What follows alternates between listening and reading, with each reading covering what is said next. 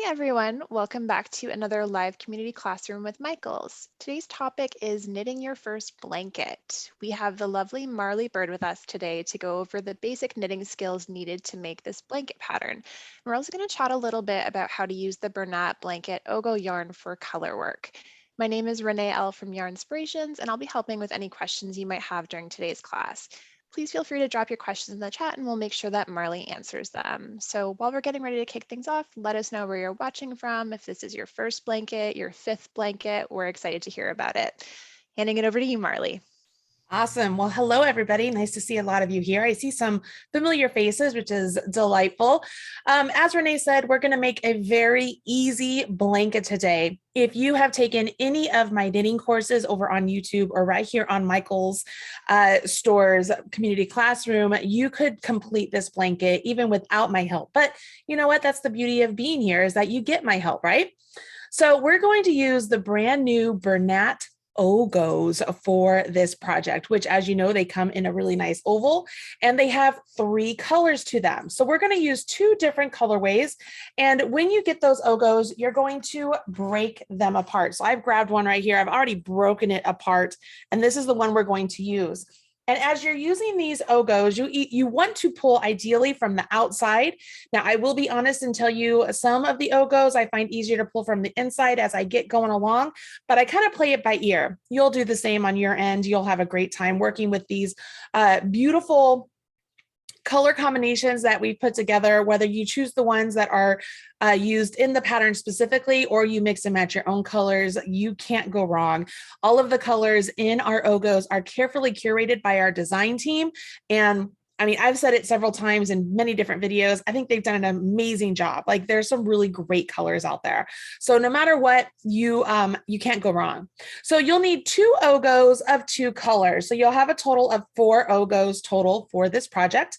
You'll also need a pair of size 11 circular needles. Now, you might be saying, well, I've never used circulars before. Well, don't worry. I'm going to show you today how to use them. And the reason you want to use circulars, now these ones aren't the length that they call for in the pattern, but I'm not making the whole blanket. The longer your circulars are, the more room your stitches have to rest on your needles. So they aren't going to be all squished up and tight and make the knitting experience like unfun, or is that even the word? So the longer your needles are, the more space your stitches have to grow on the needles.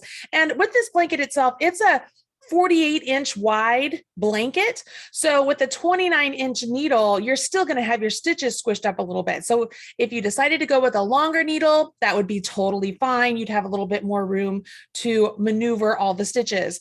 If you happen to only use straight needles, I want to warn you, your stitches are going to be super crammed on there. So if you've never tried circulars, I encourage you to give them a try. All right, go to the store, get some circular needles over at Michael's. They have a lot of options for you and just give them a try, especially when you're working on blankets. Okay, so along with the needles, you're going to need a yarn needle to weave in your ends at the very end of your project.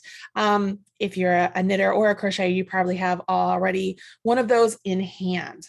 All right, so those are the projects we're going to need. As far as the pattern, that link has been provided in the chat here on Zoom, and I'm assuming it's probably provided over in the Michael store also if you're catching this on the replay. And if you are, make sure that you smash that like button if you're watching on YouTube, so that way everybody can see that you love this video. We would love to have you do that. All right, guys, so if we take a look at the pattern itself, you'll see that there's pretty basic instructions. There's the abbreviations, you have your measurements, you have your gauge, which is 7 stitches and 14 rows.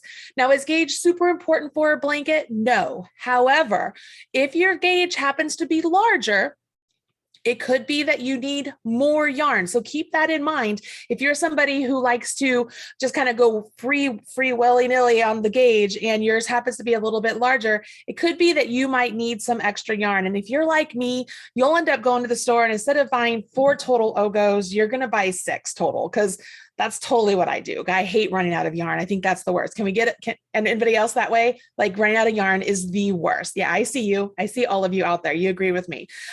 So if you want to make sure you have the right amount of yarn exactly, you want to make sure that you get that same stitch gauge as the pattern. But honestly, guys, if yours is a little bit bigger and you don't mind buying a little bit more yarn if you need it, having a bigger blanket isn't so bad. It gives you some instructions on how to work with the Ogo. I'm assuming a lot of you already know how to do that. And if you don't, I know there's a lot of videos right here on the Michaels YouTube channel. There's some on my YouTube channel. I'm Marley Bird. There's some on the Yarn Inspirations YouTube channel. So you can check those out. Not only that, the instructions are on the packaging itself. We do want to note that it says we're not supposed to break the yarn as we change colors and go from one color to the next. We're supposed to carry that yarn loosely up the side of our work, which is important to note. And then it says the stripe pattern, it says with A work 2 rows, with B work 2 rows. These 2 rows form the stripe pattern. So the cool thing here is with the blanket yarn, the Ogo blanket yarn, we're going to let the stripes work themselves. So you don't technically have to break yours apart. You can keep them together and just have the 2 Ogos side by side and just pull one, designate one as your color A and designate the other as your color B, and just keep working along as you're striping up and let the colors work. I have my yarn already here, so I've separated the colors so that I could just show you easily how just 2 colors working up side by side, and I can show you a really simple swatch. Does that make sense? Everybody with me on that? So that makes this project that much easier. You're just going to hold, it's like having two balls of yarn. It's just 2 Ogos, and you're going to let the striping just do all the work for you. So you don't have to think too much outside of working those increases on the outside until it measures the correct distance across, and then you'll start doing decreases so that you can come back up and get yourself a nice little throw. All right, pretty basic stuff. All of this is in the pattern again, so you can check it all out. Let's go ahead and go down to my hands, Kelly, and we're going to get started. Okay, so I have my needles here. Once again, as I said, we're going to use these as if they're straight. So all that means, you guys, is pretend these are straight needles. They just happen to be joined at the bottom. So you aren't going to drop a needle. You aren't going to do anything like that. They're going to be able to you're going to knit very comfortably. If you've never used circulars before, hopefully you do enjoy working with them. It's going to put less stress on your wrists also and your elbows, so it will help you out a lot. We're going to start off where we get our color A, and for my demonstration, I'm going to use this sort of taupey color as my color A, and we're going to cast on 2 stitches. Now you can use any type of cast on you wish. If you like a backwards E, you can use a backwards E. If you want to do a long tail, you can do that. If you want to do a knitted, you can do that. I prefer the long tail cast on, so I'm going to go ahead and just do that. It's pretty simple. I'm just going to start off with my slip knot directly onto my needle here, and then just cast on 1 stitch. So I have 2 stitches on there. All right, pretty easy to do. Once you cast on those 2 stitches, the instructions say row 1, it says increase 1 stitch by knitting into the front and the back of the next stitch twice. All right, so we're going to do a knit front and back into this stitch and a knit front and back into this stitch. All right, and so far it tells me to go ahead, and I'm still using my color A. So I will go into the first stitch as if to knit, yarn over my needle, come out the stitch, but I'm not going to let that stitch on my left-hand needle fall off. If you kind of extend the stitch you just made a little bit, it gives you a little wiggle room to come around and then go into the back leg of that same stitch that you worked your knit into. Okay. Yarn over and then pull that out. All right. So I have 2 stitches now on my right-hand needle, and that stitch that I went into 2 times is still on my left. Now it's ready to jump off. So what I've done is I've increased 2 stitches out of 1. And we're supposed to do that twice, okay? So we're going to go into the next stitch as if to knit, yarn over our needle, and come out, extend our stitch just a little bit so we can swing around and go into the back leg of that same stitch, yarn over, and come out.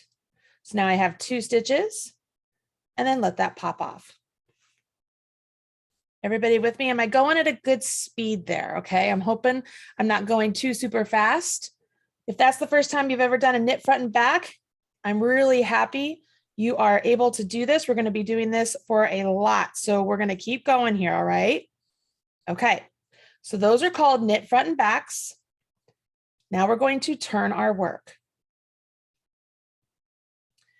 Our instructions on this one say we're going to knit 2 stitches, then we're going to do a yarn over, and then we're going to knit to the end of the row. So let's knit 2 stitches. So knit 1,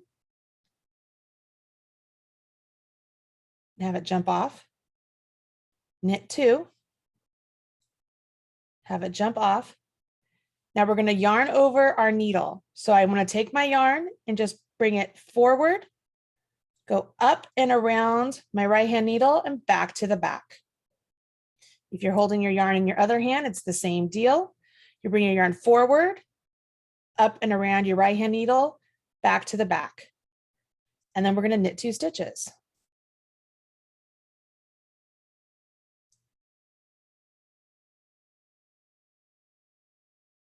See that? Okay. At the end of the row, it says we're supposed to join our color B. And all that really means is you don't have to join in any special way, guys. On the next row, we're just going to start using our color B. So unlike crochet, we don't have to join in any specific way. We're just going to use our color B on the next row. Okay. I'm going to do all of this over one more time. Okay. I want to make sure all of you can see it and get it. We're going to go all the way back to the beginning. All right. Okay. I have my tail of my yarn in the palm of my hand, my working yarn around my forefinger, middle finger. When I come back up, I cross over, rotate my hand over, go underneath, grab that back loop and pull it off. And I have my slip knot. You can make your slip knot however you want. Okay. Now we want to get one more stitch on here. You could do just a backwards loop if that's what you want to do. You could do a knitted cast on if that's what you want to do. I prefer the long tail, so I'm just going to use my long tail cast on and cast on 2 stitches. Okay, so I have 2 stitches. Now we want to go from 2 stitches here to 4 stitches, and we're going to do that by working an increase into this stitch and an increase into that stitch. These are called knit front and backs. So I turn my work. This time I will hold my yarn in my other hand so you guys can see how this works. Here's my first stitch right here. You go into the stitch to knit just like you normally would. Yarn over your needle and then come out that stitch just like a knit. Okay. Now, when you extend this needle, it kind of extends that stitch a little bit, making it easier for you to pull the needle around to get to the back. So you extend, swivel around and go into the back leg of that same stitch. Okay, you see that? So I didn't let that stitch fall off after I knit into it because now I want to knit into the back leg. So I swivel around and literally go into the back leg. And then I knit through the back leg. So I yarn over my needle and come out the back leg. So now it looks like I have 2 stitches. And here's the stitch I went into. I'm going to let the stitch I went into now come off of my needle. And I've actually done what's called a knit into the front and knit into the back. So I've increased. We're going to do that one more time. I go into the stitch, yarn over my needle, come out the stitch, but I'm not going to let that fall off yet. Extend, swivel, go into the back leg, and then knit into the back leg. So I yarn over my needle, pop that out the back leg, and now I'm going to let that left stitch come off. So now I have 4 stitches. Okay. Once I've got that the 4 stitches happening here, this is going to be our repeat for all of the increases. All right. So here we go. We're going to knit 2 stitches. So I go into the first stitch and I knit, go into the next stitch and I knit.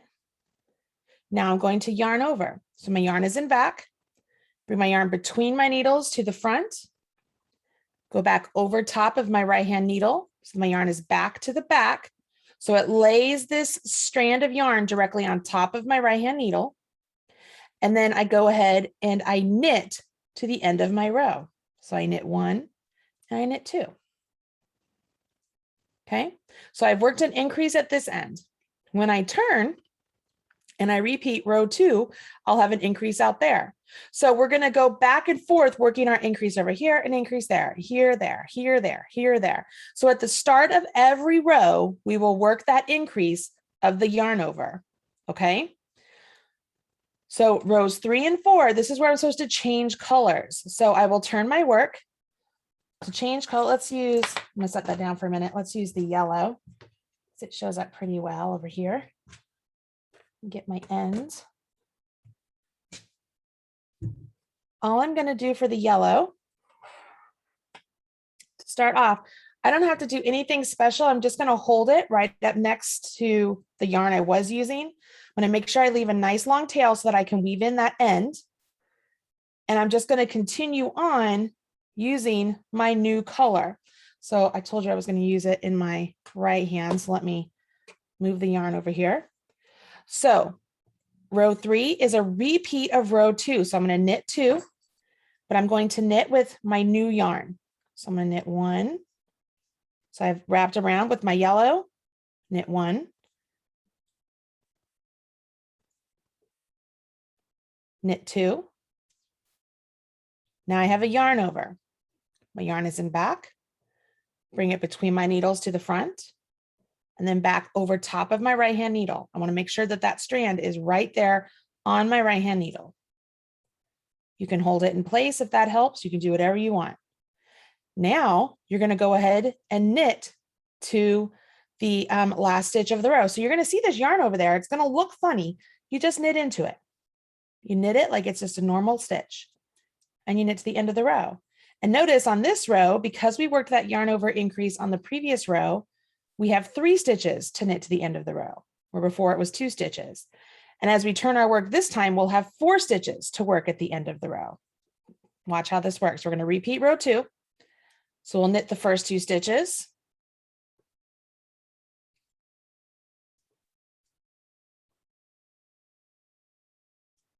Work our yarn over, so our yarn is in back, between your needles to the front, back over top of your right hand needle, and then knit to the end. You'll see this time it's going to be 4 stitches. If you've done everything correctly, you're always going to have 1 more stitch after that yarn over to complete to the end of the row. Okay. It says at the end of this, we're going to switch to color A. So what happens now is I'm going to turn my work. And remember, we read those notes, and the notes told us that we're not supposed to cut our yarn at each color change. It wants us to carry it up.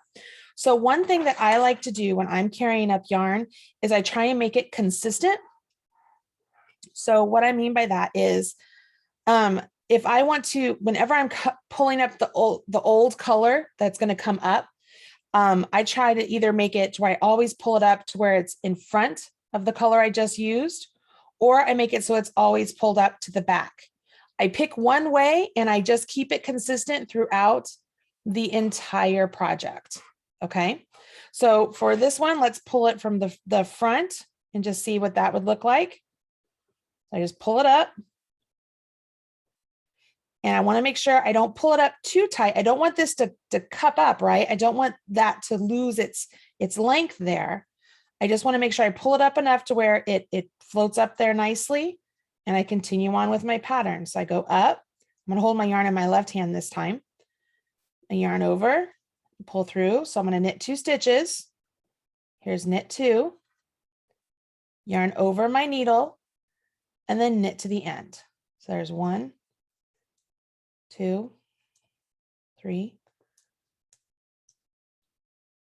4, and 5. Turn my work. I use the same yarn. You'll know when it's time to change colors because the yarn that you're supposed to change colors to will be at this, it's always changed down here at this end. So when you get down there, the other yarn is going to be down there waiting for you. So you won't really have to remember when to change colors. As long as you remember that every time you get down there and it's waiting for you, you need to use it. So right here, again, we knit 2, knit 1, knit 2, yarn over, and then knit to the end. We're just going to keep going with this for a little while so that we can get the fabric going and begin to see some shaping happening here. All right. This whole blanket is done in garter stitch, which is just really easy and great to work with. So we don't have to think too much. All right. Remember what I said before is I pulled up from the front. So I want to make sure this yellow here, I'm going to keep that consistent. I'm going to pull it up from the front. Pull it up. And I'm down here. So the yellow is waiting. I make sure I'm not pulling it up too tight. So I want to make sure I can have that nice corner there. My yellow yarn. So I knit 2, yarn over, and then knit to the end.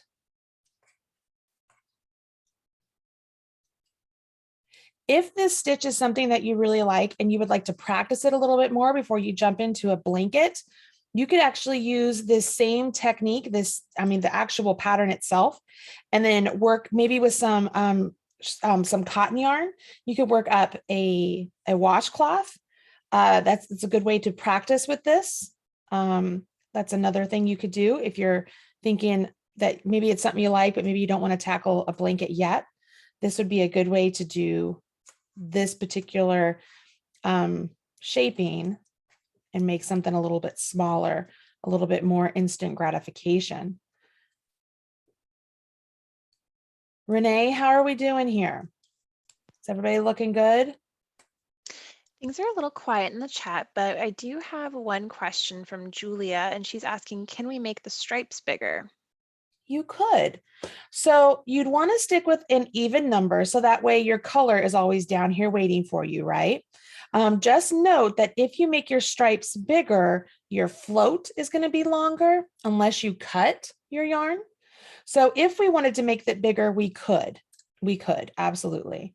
But you'd want to stick with an like an even number so that way the yarn is always down on the side you need it on. All right, did you see here that I'm changing colors again? I went into the front. And I just continue on working these increases, you guys. Let's get some stitches going here so that way we can see the actual shape. It's hard with the big fuzzy yarn to see the shape start to happen. But I'm hoping you guys, because I'm doing the same stitch over and over, I'm going to speed it up just a little bit here. Just remember this is recorded. So if there's anything that you feel like you've missed, we can go back and rewatch the recording for sure. I know some of you like to just watch here at the start just because it's a little bit soothing to watch other people knit, don't you think? I think so. I think it's nice to watch other people knit. That's usually what gets me into trouble when I go to like stitching groups is I'll bring my project thinking I'm going to work on something really big and bad and beautiful. And I end up sitting there and watching other people knit because it's very soothing for me. Am I the only one? Anybody else do that? I mean, back when we could get together with stitching groups. Now a lot of them are online, which, you know, it's not quite the same. I actually get more stitching done online. Patty says she agrees with you. Oh, thank you, Patty. Patty's my people. Julie is doing that now. I think we're all doing that now. This is a little bit of ASMR. This is very common Yes, to watch. that's my kids had to explain that to me. I didn't know what it was because somebody else had mentioned that to me. And I was like, what does that mean? And my kids were so funny. They're like, Mom, you don't know what that is? I'm like, I don't. What is this here? And I got myself all tangled up. And they were just like, it's soothing to watch you knit. And even they will sit and do it sometimes. They're like, what are you making, Mom? And I'm like, well, just whatever it is I'm making. And they just like to sit and watch. My oldest boy has some like tactile sort of issues. Like he has to touch everything, right? It's a thing. And if it's really like this blanket yarn to him is just like, oh my gosh, it's the best thing ever.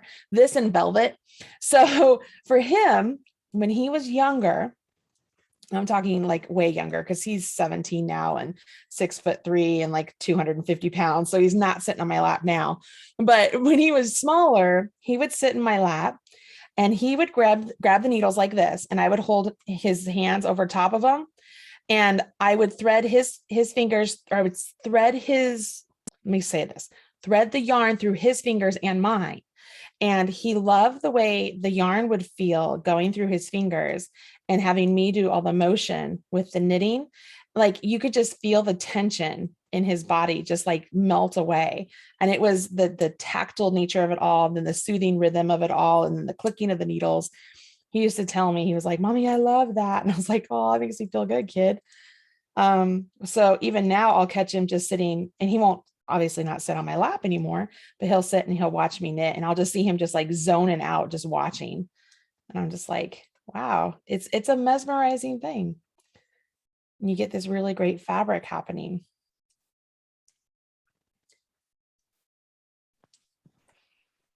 Absolutely. So if somebody is feeling like they would like a little bit less fuzziness, but they Mhm. want to still follow the pattern, which yarn do you Yes. think would work best for that? Honestly, you could use any yarn you want to follow this pattern. And the reason I'm saying that is because there aren't any real specific numbers. It's all done by measurements. So you could start off with a different yarn, like even a worsted weight yarn, start off just like we did and get going, and then go until the measurements, like they're listed in the pattern, and make it work for you. You could use this pattern really for anything.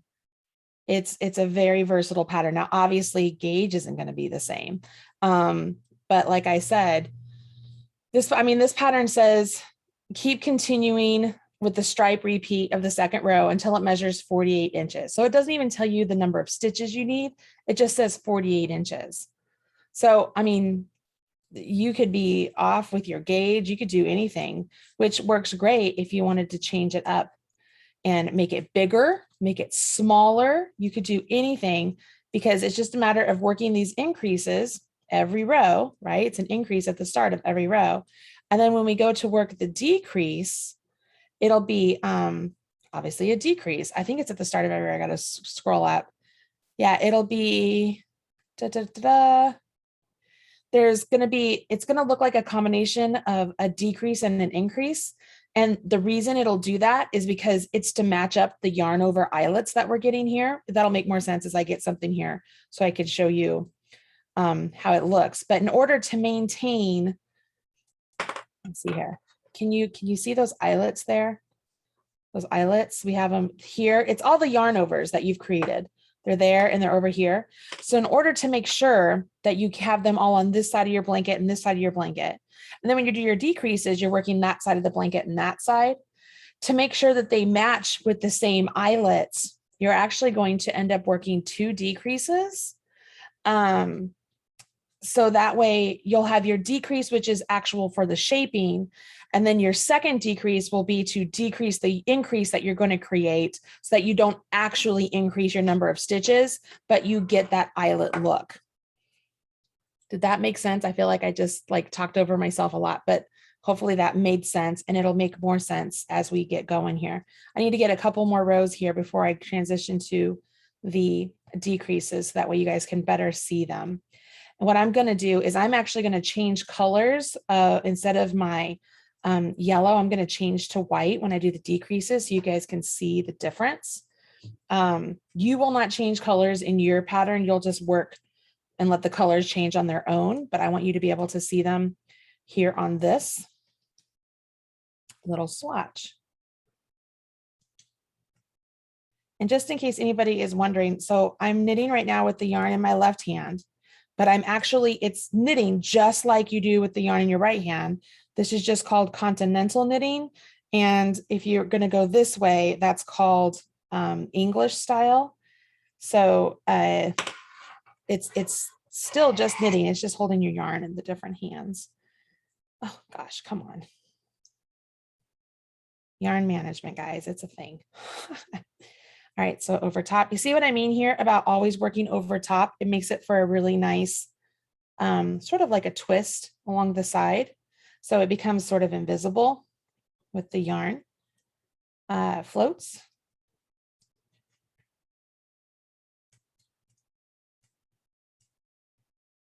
You know what I should do? Let's pretend that for some reason I forgot a yarn over down here. Let's say that all of a sudden you're like, well, there's an eyelet there. What happened? And you come up with one short. You can always pick up the row like this and create one. So let me show you on the other end what I mean. So this one, I'm going to do a yarn over. Let me go at the other end, because I know at the end of this row, I should have a yarn over and then a knit two. Okay, so let's get to the end of the row. Let's say you're working along and you realize that you forgot to do a yarn over on the previous row. Okay. I'm going to show you how you can add it in without having to undo your knitting. So right here, there's my yarn over. Can you recognize it? It just looks like a loop on my needle. Then I have 2 stitches. And at the end of every row, it's always going to look like that. But let's pretend that I got here and I'm like, oh man, there's no yarn over. What do I do? All right. Well, I know my yarn over is going to go right there. So I'll go ahead and I'll knit that stitch. And all I need to do is find the loop right here, or the string that's attached to this stitch and the one I just knit, go to the front of it and scoop it up. And there's my yarn over. You see it? It's right there. So when you scoop it up, now it's in place. It's my yarn over and then knit 2. You can keep going.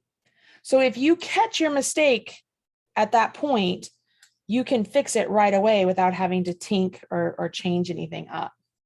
That makes sense to everybody there?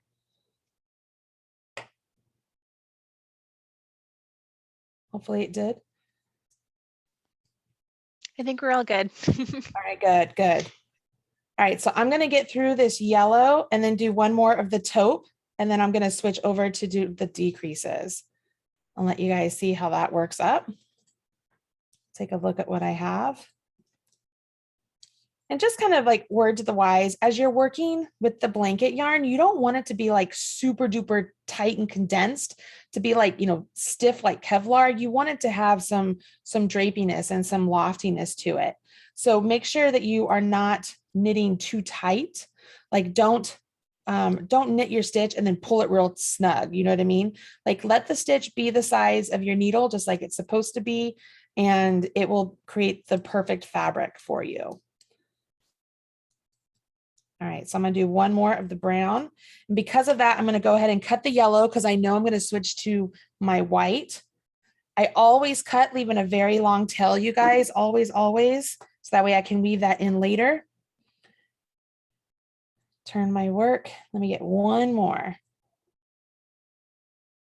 Now, with this, actually, you know what? I'm not going to do one more because the instructions say that we're supposed to end with B. So you're supposed to get to 48 stitches and it says you want to end with 2 rows of color B. So that's what I just did, 2 rows of my color B. All right, so we're going to transition. This is as if I had reached 48 inches and it says continue keeping the striped pattern and proceed as follows. So I want you to see here real quick what I have.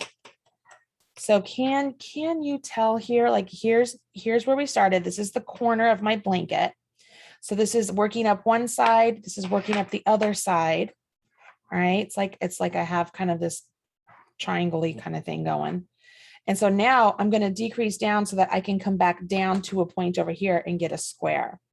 So I ended with my color B. This is where you would end also at, and it would reach 48 inches. And this is where you would start with your color A, and you would do row 1. And this would start the shaping for your decrease. So row 1, it says with color A, we knit 1 stitch, and then we're going to knit the next 2 stitches together. So we're going to knit 2 together, which is real simple. You have 2 stitches here. We're going to take our right hand needle, go into the back one that's away from the tip first, and then go into this one. So you're literally just taking your needle and going through 2 stitches as if to knit. You see that? And we're going to knit them together. Okay. Now we're going to yarn over. We've been doing this all along. So we yarn over, and now we're going to knit 2 together again. So we have 2 stitches and we knit 2 together again. Okay. So what we've done here, we worked to knit 2 together. That's going to start our shaping. I mean, either one of these you consider it starts the shaping. So that way we can decrease down. The yarn over gives us our eyelet that we want, right? So that we can maintain our eyelet, but we don't want that extra stitch, right? We're trying to decrease down. So we have to couple that increase with another decrease. That's why you have 2 decreases and 1 increase.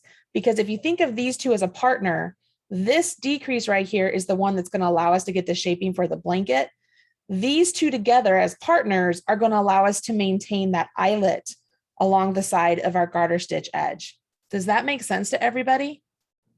Yes? Thank you, Susan. I see you nodding your head. All right. Okay. So I did the knit two together. Now I knit to the end. So I'm going to go ahead and just knit to the end.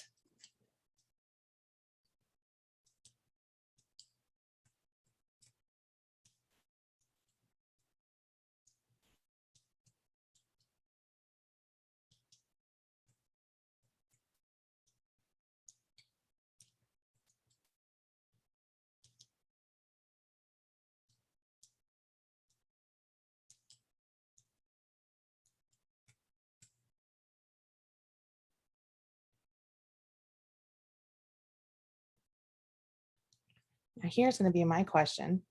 So now we're going to knit two together and yarn over and knit to the end of the row.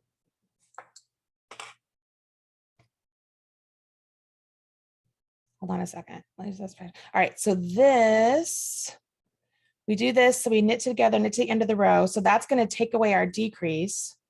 So I wonder if this is going to make it so it elongates this area a little bit. So instead of being, let me get something here. Okay. So we've created this, okay? If we immediately did a sharp turn, we're going to get this, right? Let's call this a square. If we started with this and we want it to get, a little bit more length. How do I say this?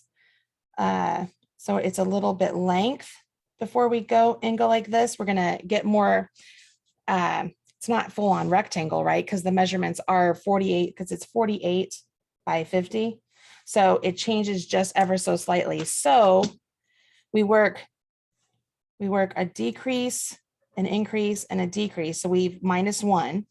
And then we work all to the end of the row. And then down here, we don't have a decrease, but we did work an increase and we come down. So now we're +1. So now we're back to normal.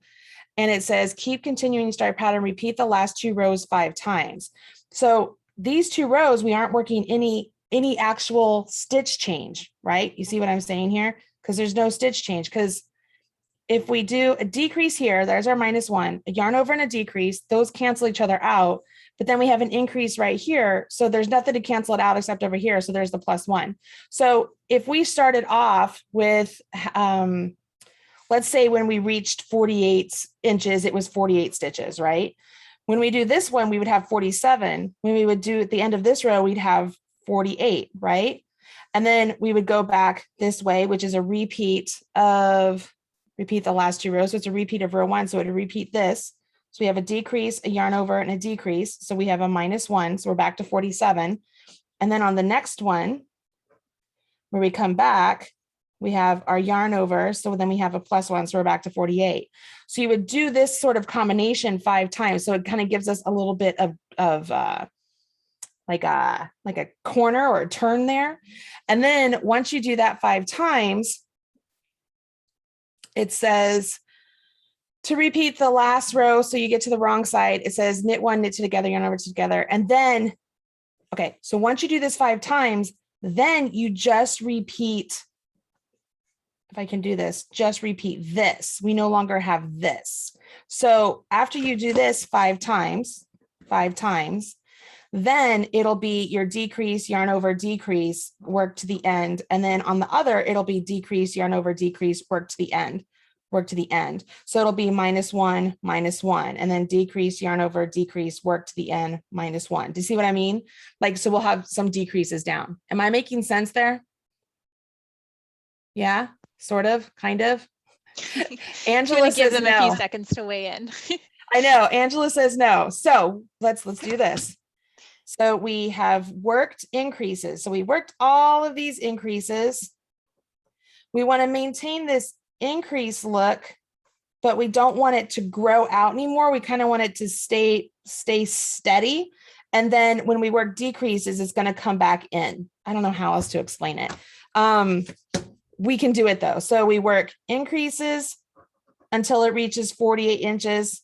And then we sort of do this decrease and then increase series of, 2 rows, and we do that 5 times.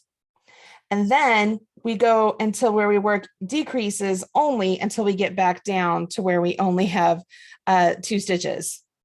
So you increase and then you maintain sort of status quo for five rows, or five times. Let's see, that would be 10 rows, right? No, 5. Is it 5 times more? Hold on.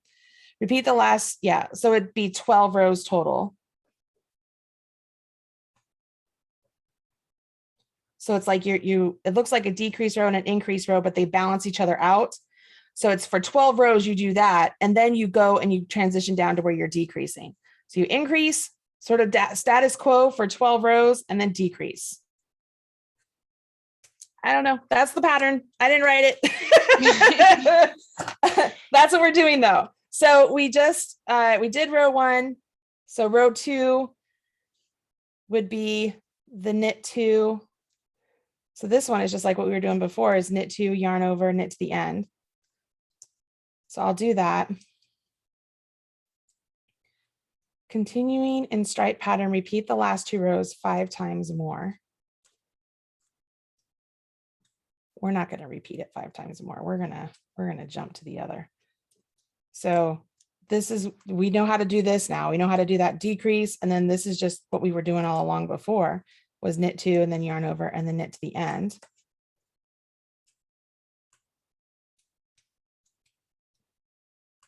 So so that was rows 1 and 2 of that section. So it says 5 times more. So you'd have 10 more rows. And then you transition to where it says next row, wrong side, which is funny because whatever. So go to the next color.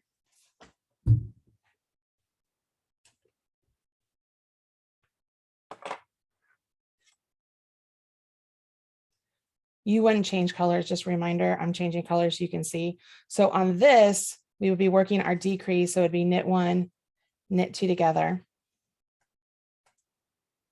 yarn over, knit 2 together.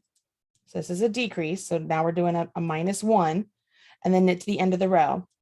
And it says to keep repeating this, what we just did, until we get down to 2 stitches. So you would change that every, maintaining the stripe pattern. And this is where you're just decreasing down. And that yarn over, like I told you, will maintain that eyelet along the side of the blanket. Okay. So, I mean, overall, guys, honestly, if you wanted it to just be basically square, you could do exactly what I'm doing right here. Oops.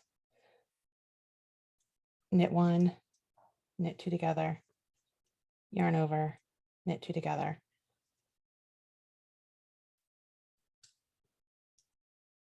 And then knit to the end. This is just basic shaping.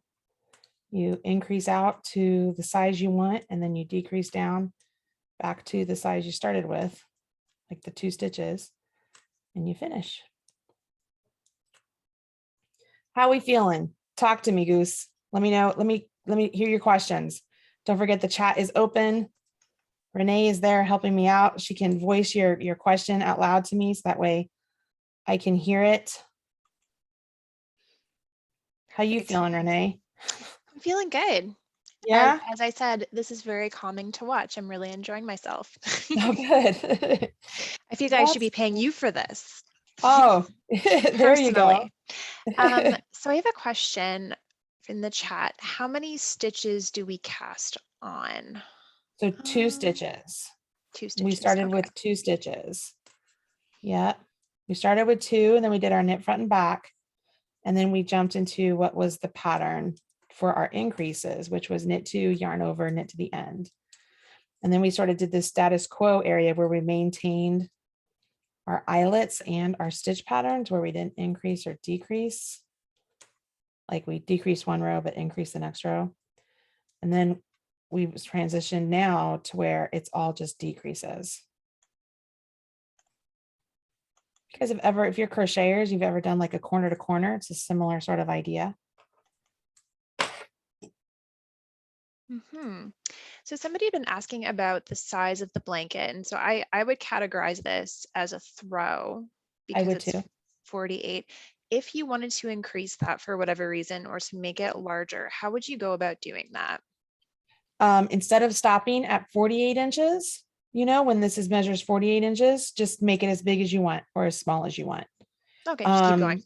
Yep. And then just essentially you could work those status quo rows, just like literally just follow the pattern as it's written, just for different size. Yeah, it makes it really easy because the pattern does not tell you a specific number of stitches to get to. It tells you a measurement. So you can change that measurement to anything you want. Just remember, if you do that, you're going to need a different amount of yarn. Now, if you're like me, you guys, you're going to get in the habit of doing those increases, and then it'll be time for you to do your decreases and you will forget. So just kind of pay attention as you go along, because if that does happen, you are going to have to tink back to undo your work. So that way you can fix if you forgot a decrease. And you'll notice if all of a sudden things are kind of going crazy and they're like, why is that side not, getting fewer stitches? You'll be like, oh, I forgot to do the decrease. So knit one, knit two together, yarn over, knit two together. It's easy to forget because you get in the rhythm of doing the other, you can see here it's starting to turn. Those status quo rows, as I was calling them, it makes it so that your turn it's a more smooth turn. See how mine's cupping just a little bit? Just makes it for a more smooth turn.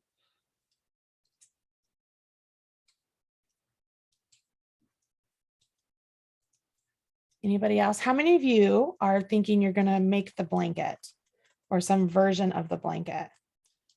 And if you've already bought your Ogos, what colors are you making yours? I would love to know. That's a great question. I know. There's There's a lot so of many color combos. combinations. I know. And they're so modern. Like I love these colors. Like this yellow color. I don't know if you guys, well, you can't see it right now. Like I have a yellow chair behind me in my office that this yellow would be just so good on it. I mean, if I wanted to, I could make this large enough and just make a pillow instead of a blanket. You know what I mean? Like there's so many options for us to do a variety of things here with this just really simple pattern. I've made scarves with something like this before. I've made blankets. I mean, you just kind of, it's a very common shaping technique, this particular stitch pattern is. And it doesn't use a lot of really, intense types of stitches. So it's fairly easy for the beginner to do. I know that in my By Crafty bootcamp that I've been teaching, the decreases in shaping and stuff, like we learned that in, like our second lesson, I think. So they could easily make something like this. Like it'd be great.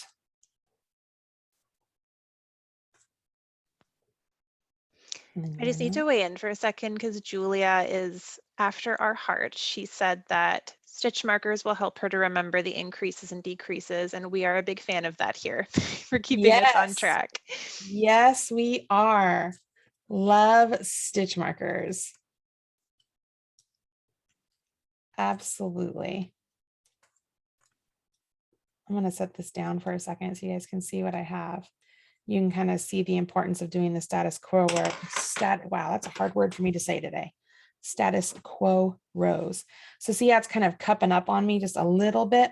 So doing those rows where it's like the 10 rows that I was telling you guys about, let's put it this side, it's probably easier to see. The 10 rows I was telling you about, it would make it so that this corner turn would be just a little bit more smooth instead of kind of cupping down.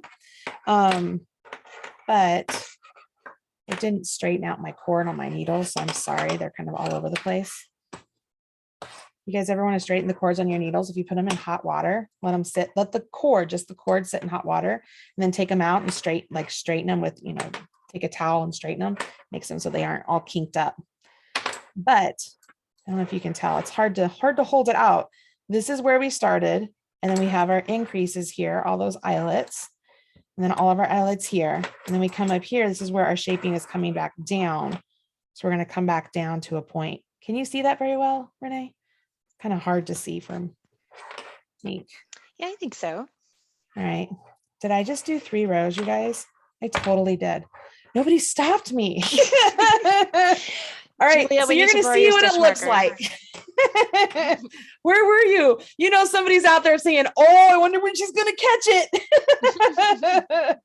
Oh, goodness. So you can see I was talking. All right, so I'm going to go back. You'll see what it looks like when you do 4 rows instead. Darn it. I just was talking away, just paying attention to making sure I get my decreases. So that's my fear. I'm like, am I doing my decreases right? Because you get in a really good rhythm here.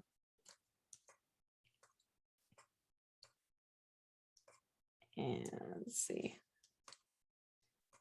Yes, I could switch to a longer length needle as it gets bigger. Absolutely. Like that's actually, guys, that's what I would do. If I were actually making this, I would probably start off with this needle and go until the stitches were really crammed up on it. Not really crammed up, but crammed up enough, and then switch to a longer needle. Because that's just how I like to work. But yeah, not everybody has the option though to have a variety of needles like I do. So because of that, that's why the patterns are usually written with just the final length needle that you would really need. But if you have a variety of needles, you can always start with the shorter one and then switch over to the longer one as you go along. All right, so somebody was asking about 4 rows or more rows, right? So right here, you can see that that's my float that's coming up here versus down here. See how short they were? Let's see this one. I want to make sure that it doesn't cup up on me. I do the first. And let's keep going. Just to make sure I didn't pull too tight. Nope, I'm good. So 2. Here I go. It's very quiet in here today. We're just enjoying the piece. Hey, you can't go wrong with that.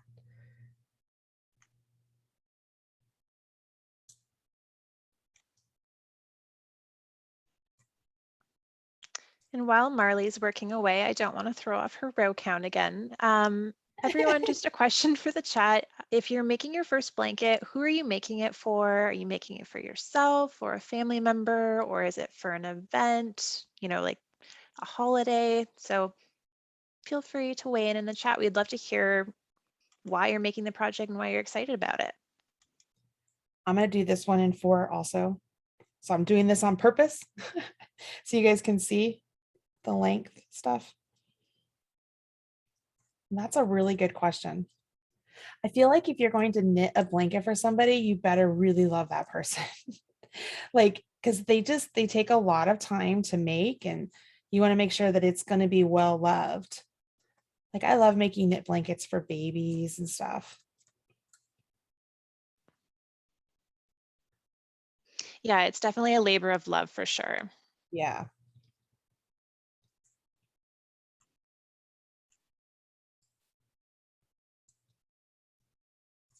So Marley, how do you decide which colors you would like to do for your projects? Do you kind of just get a vision, or you have faves? That's a good question. So if I'm dealing with Ogos, I honestly, and that's not just me trying to sell the yarn, like honestly, all the colors are so great. You just can't go wrong. Like pick any 2 colors and they look great together. If I'm using other colors, like if I'm just using just like where it's like a solitary colors and I have to mix and match colors together, I love to look at different fabrics. Like I look at, if I'm like a store that has fabrics, or even online, I'll look at fabrics and I'll find a fabric I like. And I'm like, what are the colors of that fabric that I like? Or an image, what are the colors of that image I like? And I try and pull out those colors. What's really funny for me though, I almost just did 6 rows here.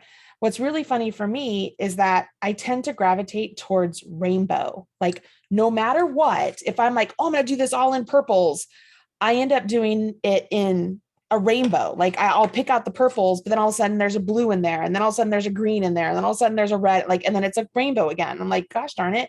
So I have to be very careful about that. Cause I always gravitate towards rainbow. But for the most part, I love looking, like I said, I like looking at fabrics or different images. And I look at color combinations that I've put together. And then I learned something from a guy named Kay Fawcett, who he's known for his color combinations and such. And he had made a comment once saying that if you're ever putting together something of colors and it just feels like it's missing something, you're supposed to grab the color you hate, because most likely that's the color that's missing. And once you put that in there, it's like, oh, there it is. Like, that's what makes it look so good. And I find that fascinating because that happens to me a lot. Now, the problem there, I don't really have a color I hate. It's usually, ironically, it's usually what color of the rainbow is missing. And I put that in and I'm like, oh, there it is. So I guess it kind of works. I just end up doing another rainbow and I don't intentionally do it. I love the look of a rainbow and I have ever since I was a little girl. It just is very pleasing to me. Jewel tone rainbow, pastel rainbow, neon rainbow, I mean, it all calls to me. So that's what I do. I know that's like, just like, it's not help at all, right, guys? I'm sorry. I'm no help. I'm no help. I think if we summarize it, it was find inspiration photos, number one. There you go. Number two, go with rainbow because you go love with it. Rainbow. When in doubt, Rainbow is your friend. I do. And my kids make fun of me about it. They're like, Mom, it's another rainbow. I said, I know. I can't help myself. I cannot help myself. Even my storage area of all my yarn is divided in a rainbow. Because I just love it so much. All right. So I'm doing 4. Remember, I told you guys I was going to keep doing 4. So I'm down to where I would do 1, and then it's a knit 2, yarn over, knit 2. So how is this going to work? Because it says repeat to the last 2 rows or the last 2 stitches. So I'm down to 4. How am I going to do 1, 2, yarn over 2? Like, did I mess up somehow, guys? Did I forget an increase or a decrease somewhere? It's very possible I did because I was talking. Because it should be that I get down to where I'm down to 2 stitches. So right here, I think I'm just going to do knit 2 togethers. I'm going to do 2 knit 2 togethers because, you know what, honestly, we started off with 4, right? We started off with 2 and then we did knit 2 or knit front and back, knit front and back. So to me, you get down to a knit 2 together, knit 2 together. You know what I mean? Am I making sense here?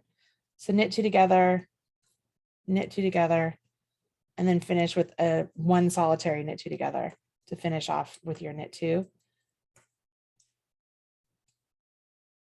I don't know if I messed up as I was talking or not. So I don't want to say the pattern's wrong because it very well could have been that I was talking and missed a stitch here or there, or a decrease here or there. But if that happens, guys, you could do exactly what I just did. Cut my yarn. You can see here, like I said, see how it's cupping on itself? So those rows, those 12 rows will make it so that it lays flat. So it won't cup in like this. Those 12 rows are needed to make this lay flat. It makes it so that it curves that corner. But that's your blanket. You can see here, if you were to do bigger rows, see how big those floats are?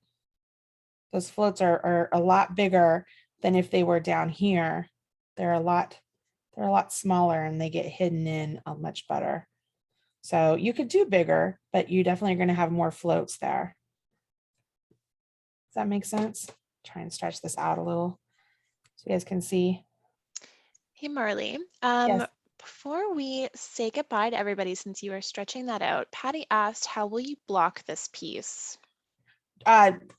With a blanket yarn, you know what? I've honestly never blocked blanket yarn, you guys. I don't think you have to. Like I think once it's all done, if you've done your due diligence, you've not pulled your floats too tight, I would just kind of stretch everything into place. But with the blanket yarn, I don't think you have to block. Renee, do you know any? I've never blocked blanket yarn. It's actually one of the few yarns I don't block. Yeah, I think haven't either. Looks nice. No, but it makes things easier for Patty. Yeah, you don't have Patty. to. Congratulations, Patty. Go get yourself a lottery ticket. But that's really it, guys. Just kind of stretch everything down and there you go. So that's what it looks like. Pretty cool. What do you guys think? Yeah, you're nodding your head. Angela's back in the game. She's like, all right, Marley, I see what you're doing here. All right, you can go back to my face, Kelly. All right, guys. So That's how you make this a fantastic knit beginners bias stripe blanket. Like I said, you can use these bias instructions really to make anything. You can make it just like maybe 6 inches wide, and then instead of decreasing down, make it 6 inches wide. And then where I told you that it's the status quo area, if you keep working that for like the length of a scarf that you wanted to do, and then get it as long as you want, and then decrease down, you could have yourself a scarf. Like that's how you could change up this pattern and really use it for anything you want. Using the Bernat blanket Ogo is a really good choice. I know that at Michael's, they also have the Big Donut, which is a smaller weight yarn, really beautiful colors. You can make some really great projects with that too, if you're interested in a more thinner fabric. But sky's the limit. I can't wait to see your projects. As you make them, please share with us on social media. If you want to tag me, I'm hashtag Marley Bird on Instagram. I'm the Marley Bird on YouTube. I'm just the Marley Bird YouTube channel. But also there's Yarnspirations where you do hashtag Yarnspo or hashtag Make It with Michaels. All right, Renee, to you, my friend. Oh, you covered almost everything. I know, You're I'm amazing. sorry. It's habit. All right. Thank you everyone so much for joining us today for this live community classroom with Michaels. Don't forget to share your work with hashtag Make It with Michaels and hashtag Yarnspo. And that's YARNSPO. And just a reminder, I know some of you had some tech issues getting in here. If you want to watch the video, it will be available, I believe it's after 24 hours, right, Kelly? Yeah, she says yes. Yes, okay. And you can also find more classes on michaels.com and a recording of today's class at michaels.com/classes. All right, Awesome. thanks everyone. Bye, guys. Bye. Thanks, everyone. Bye.